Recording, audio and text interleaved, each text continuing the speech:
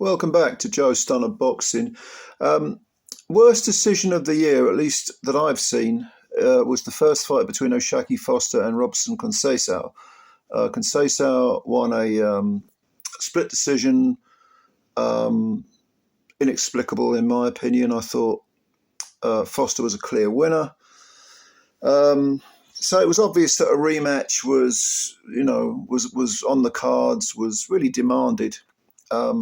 And in fact, the rematch, in my opinion, was much, much closer, much closer. In fact, it literally could have gone either way, but it ended up with O'Shaquie Foster gaining a bit of revenge there. He won. This time he won a split decision in a fight that, it could have gone either way. In this fight, I counted at least 4 swing rounds. Okay, which could have gone either way. Very, very difficult to score. I don't give drawn rounds when I score a fight, and it's, But if ever I was tempted, it was a fight like this. What you had was one guy who was clearly the harder puncher and was clearly out there to land knockout blows, and another guy who was going to try and outwork you. Now, Foster would fit into the first category.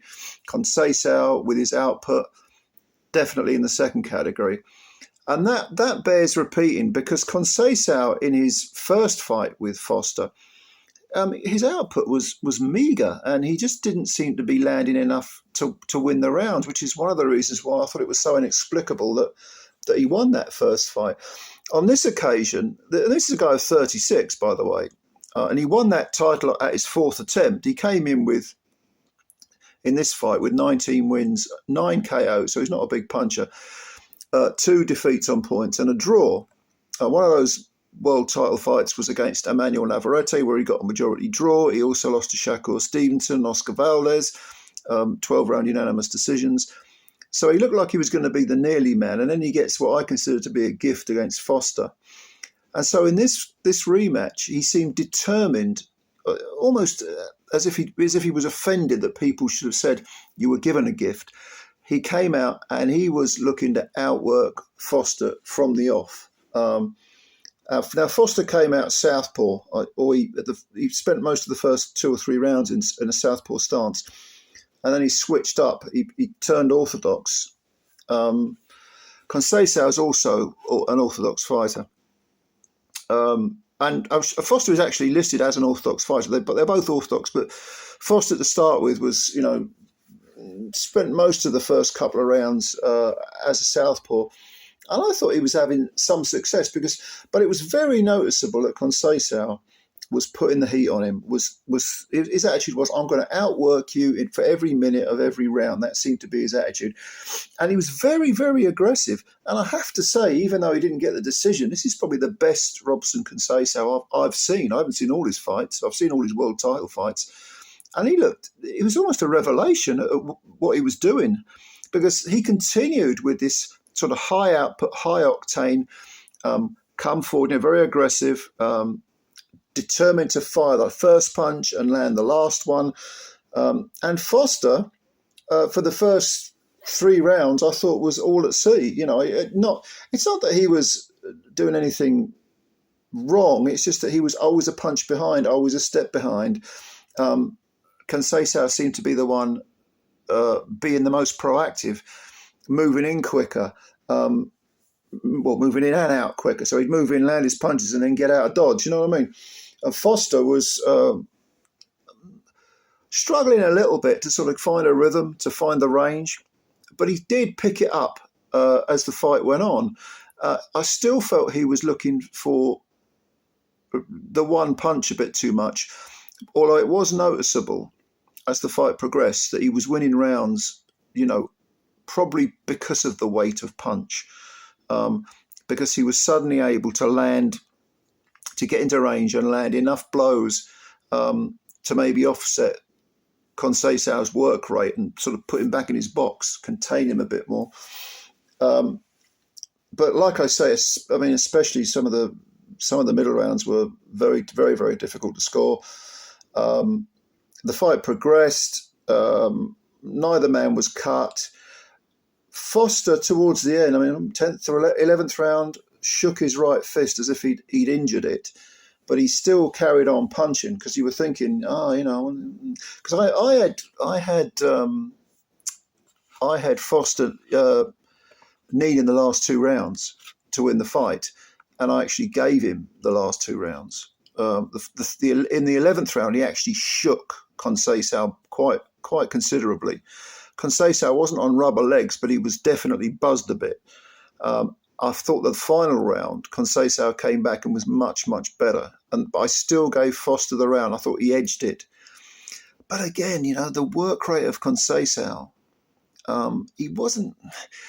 Maybe some of his work was a bit scruffy, but I'll tell you what, this fight, as I was watching it, it reminded me of Foster's fight with Eduardo Hernandez, where he stopped Hernandez in the final round, but he came from behind to do it. That was an incredible fight. The 11th round of that fight was round of the year last year. This was last year, 2023. But I thought in that fight, he allowed Hernandez to pinch the rounds on sheer industry, sheer work rate. And I got the feeling that that's what he was allowing Conceição to do in this fight. You literally, if this had been a draw, I wouldn't have complained at all.